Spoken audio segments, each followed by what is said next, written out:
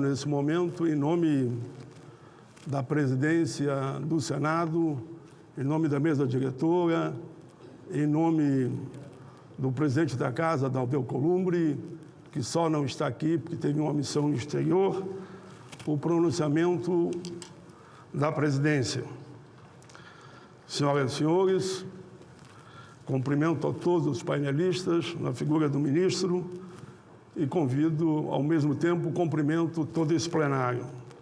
Hoje é 13 de maio, data da assinatura da Lei Áurea, que deveria ter assegurado a liberdade do povo negro.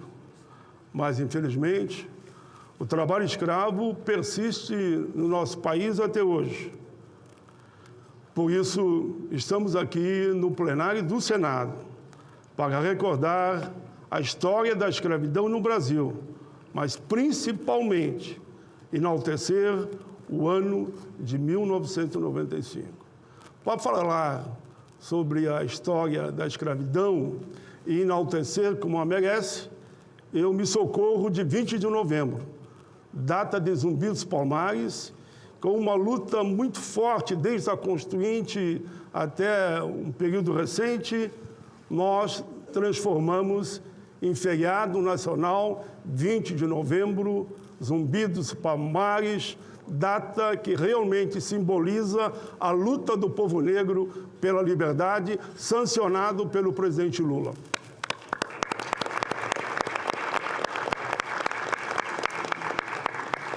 Meus amigos e minhas amigas, em 1995, o Brasil reconheceu oficialmente a existência de formas contemporâneas de escravidão em seu território. Essa minha culpa, essa admissão, foi o ponto de partida da política pública nacional de erradicação do trabalho escravo. Passados 30 anos daquele momento bonito, corajoso, o país já está em condições de avaliar os avanços e conquistas que alcançamos. E também de analisar as oportunidades de aprimoramento do modelo vigente e pensar sobre as iniciativas adicionais. Essa sessão especial é uma boa oportunidade para passarmos em revista algumas das medidas adotadas ao longo das últimas 3 décadas. Atos, palavras, posturas que tiveram peso simbólico e caráter preventivo, mas que também produziram resultados duros e tangíveis quando isso foi necessário. No transcurso desses 30 anos de mobilização institucional contra o trabalho penoso, análogo à escravidão, tanto a sociedade civil organizada quanto vários braços do Estado em diversas esferas vem bem contribuindo para cumprirmos com o imperativo moral de erradicar o trabalho escravo. Na sessão de hoje, no entanto, nós queremos homenagear um conjunto específico de intervenções e a estrutura responsável por elas. Vamos lá. O Grupo Especial de Fiscalização Móvel do Ministério do Trabalho e Emprego, instituído, como eu disse aqui, em 1995. O grupo logo se transformou na mais eficaz ferramenta estatal de combate à chaga da escravidão moderna. Confesso que um belo dia, num discurso que fiz aqui, e que aprovei uma lei que vai na linha do combate à escravidão, eu disse que, se eu pudesse, eu gostaria que esse plenário fosse aplaudido e que tulipas fossem jogadas sobre os senadores pela aprovação dessa lei. Eu diria que, se eu pudesse, também hoje, eu pediria que tulipas fossem jogadas em cima de vocês, porque vocês são abolicionistas, tanto quanto foram os outros no passado. Vocês merecem, vocês são abolicionistas. Vocês são uma resposta à altura dessa gravíssima violação dos direitos humanos. Trata-se de uma percepção confirmada pelas estatísticas, e aqui vamos. Somente em 2024, 1.035 ações fiscais foram conduzidas, resgatando mais de 2.000 trabalhadores, recolhendo mais de 7 milhões em verbas trabalhistas. Quando fazemos um recorte temporal mais longo, temos uma ideia ainda mais precisa da relevância do trabalho dos senhores e das senhoras. Para que se tenha uma ideia, desde a sua criação até o ano passado, a GFM fez cerca de 8,5 mil operações, libertando cerca de 65 mil pessoas que se encontravam em condição aviltante análogo ao trabalho escravo. Entre os anos de 2003, quando começaram o registro da série histórica, em 2024, mais de 155 milhões em verbas trabalhistas e rescisórias foram pagas às vítimas. E é por isso que a GFM conquistou admiração internacional e se tornou uma referência global no enfrentamento ao trabalho escravo. Até mesmo a ONU. A ONU, em 2016, apontou o grupo brasileiro como exemplo nessa luta. E aí, as palmas poderiam ser para a ONU, mas são para vocês. Todas essas conquistas justificam a necessidade de conhecermos mais detalhadamente o desenho institucional e a forma como toda essa engrenagem é manejada para o bem das políticas humanitárias. E por isso, quero explicar um pouco dessa arquitetura. Inicialmente, devo ressaltar a importância do caráter multidisciplinar do grupo, por juntar diversas entidades sob a coordenação da Auditoria Fiscal do Trabalho. Os esforços ganham uma agilidade, isenção e capacidade técnica. Há uma voz de comando, mas isso não significa subordinação ou hierarquia. A viga mestra de toda a construção é o Ministério do Trabalho e Emprego, o ministro Marinho, que coordena as operações por meio dos seus auditores. Outro componente do grupo é o Ministério Público do Trabalho, que tem a missão de buscar a responsabilização dos empregadores e a reparação dos danos, garantindo àqueles que estavam sobre o regime de escravidão todos os seus direitos. A Polícia Federal se encarrega de garantir a segurança das operações e a coleta de provas. Por fim, a Defensoria Pública da União oferece assistência jurídica aos trabalhadores resgatados. Em algumas ações específicas, outros braços do Estado costumam contribuir, a exemplo do ICMBio, do IBAMA e de órgãos estaduais. É um arranjo institucional que propicia a abordagem multidimensional, combinando fiscalização trabalhista, responsabilização criminal, assistência jurídica e proteção ambiental. O modelo operacional do GFM é especialmente adaptado para atuar em áreas remotas e de difícil acesso, onde a estrutura estatal é insuficiente. As equipes são móveis e podem ser deslocadas rapidamente para qualquer parte do território nacional.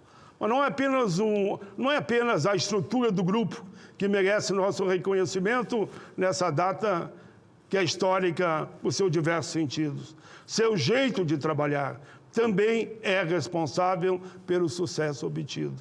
No combate à escravidão moderna, como em tantas outras áreas, com uma boa metodologia de trabalho, pode ter certeza que faz toda a diferença. As operações seguem um protocolo bem estabelecido e transparente.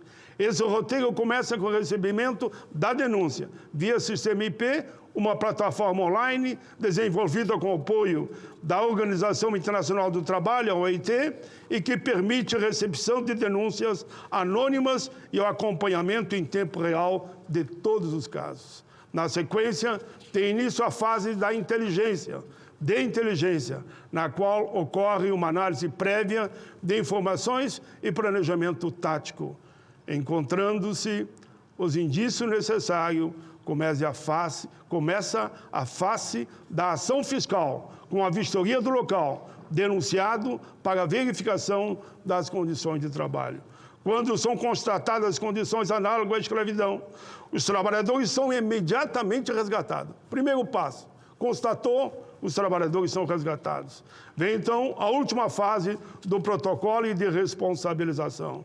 O empregador é atuado, o empregador é autuado e a documentação vai para a justiça, na esfera penal, civil e trabalhista. Senhoras e senhores, o modelo, por aquilo que li e com a ajuda dos consultores do Senado e que me ajudaram a escrever, um modelo tão azeitado não poderia ter resultados fracos. E as estatísticas comprovam isso, como já vimos. São resultados fortes, e assim tem que ser. Usando uma metáfora sempre, ao mesmo tempo chocante, é como se estivéssemos falando aqui de um Maracanã inteiro de brasileiros, Copa do Mundo, que eles eram submetidos às condições degradantes e que conseguiram quebrar os grilhões da escravidão moderna, graças ao esforço desse grupo especial, mostrando que muitos maracanães já foram libertos, graças a vocês. As palmas é a vocês, não é ao meu pronunciamento. Brasileiro de todos os quadrantes, de todos os setores da economia. Há muitos casos, por exemplo, na construção civil, no cultivo da cana, do café, da uva, inclusive. Não é que alegria que eu cito o meu Rio Grande, um dos exemplos, infelizmente, extração mineral.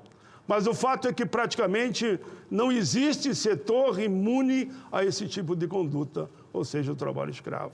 Às vezes eu digo, infelizmente, é difícil o Estado, se tivesse um que nunca houve trabalho escravo, eu citaria aqui. Mas se alguém souber, me indique, porque eu não sei o único Estado que nunca houve trabalho escravo. Atento aos riscos dessa disseminação, a GFM não negligencia denúncia alguma, todas são investigadas. Como consequência desse conjunto de posturas exemplares, a atuação do grupo especial produz impactos positivos em todas as dimensões. No campo da proteção ao trabalhador, há que se destacar a garantia dos direitos básicos no seguro-desemprego especial, do trabalhador resgatado, o recolhimento dos direitos trabalhistas e acesso ao programa de capacitação, reinserção no mercado de trabalho. No que tange à responsabilização dos empregadores, já falei, podemos destacar a inclusão no Cadastro Nacional, popularmente conhecido, mas muito importante, que quando eu estava na presidência da Comissão de Direitos Humanos, de vez em quando eu lia lá, porque eu estava curioso, né? Então eu pegava e lia ali ao vivo, pela TV Senado, né? Conhecido como lista suja, e a condução de ações administrativas trabalhistas, civis e penais. O trabalho do grupo ajuda a consolidar uma cultura de respeito aos indivíduos, de obediência às leis e às políticas humanitárias. Concluindo, eu diria, a erradicação efetiva do trabalho escravo depende da atuação estatal, sim, e da sua articulação junto à sociedade civil organizada. Boas políticas públicas mudam esse contexto, mas somente intervenções estruturais mudam a realidade. Devemos trabalhar em outras áreas para complementar as ações repressivas e de resgates. É com mais educação, com mais geração de emprego e renda, é com coesão social que construiremos uma nação justa, fraterna e solidária. Não aceitamos ataques à dignidade dos trabalhadores e das trabalhadoras. Vamos erradicar, sim, vamos trabalhar para erradicar a escravidão contemporânea. E vamos fazer isso juntos.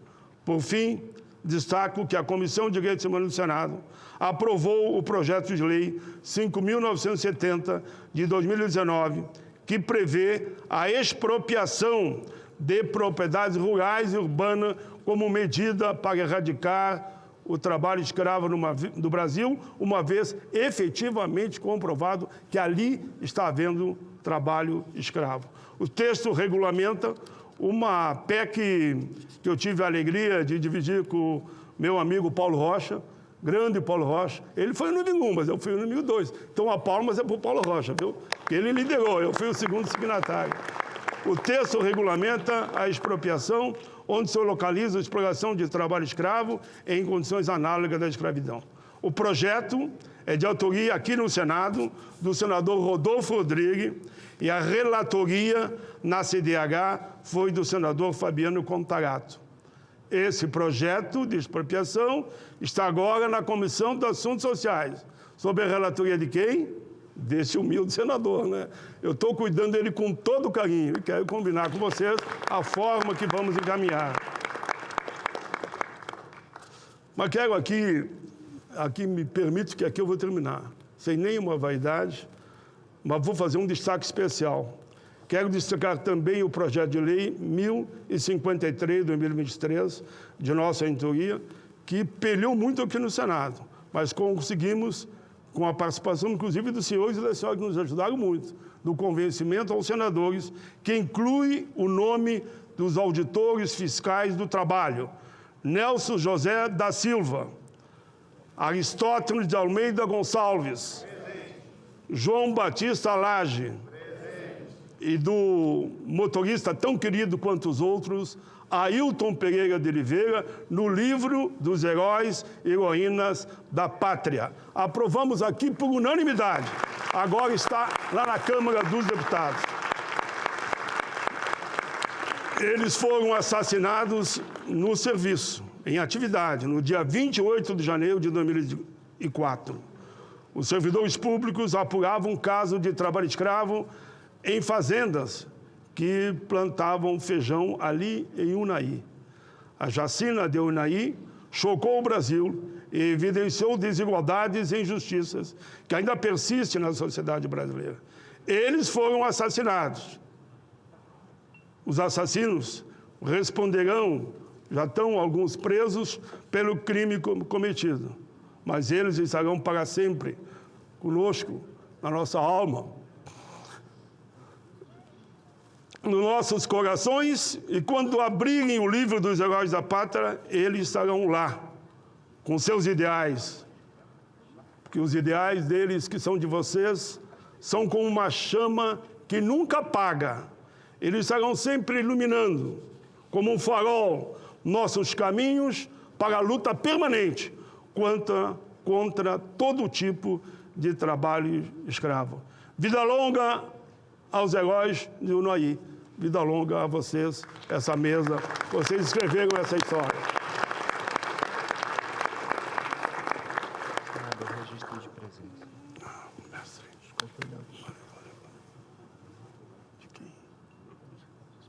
Registro de presença.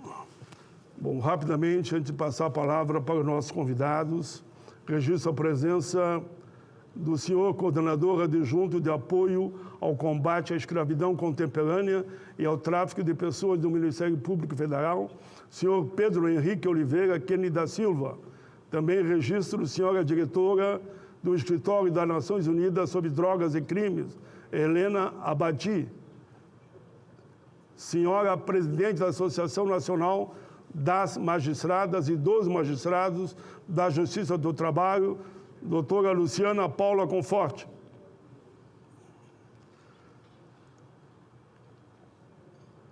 Nesse momento, solicito à Secretaria-Geral da Mesa a exibição de um vídeo institucional, seguindo a orientação de todos aqueles que ajudaram que esse ato acontecesse no dia de hoje.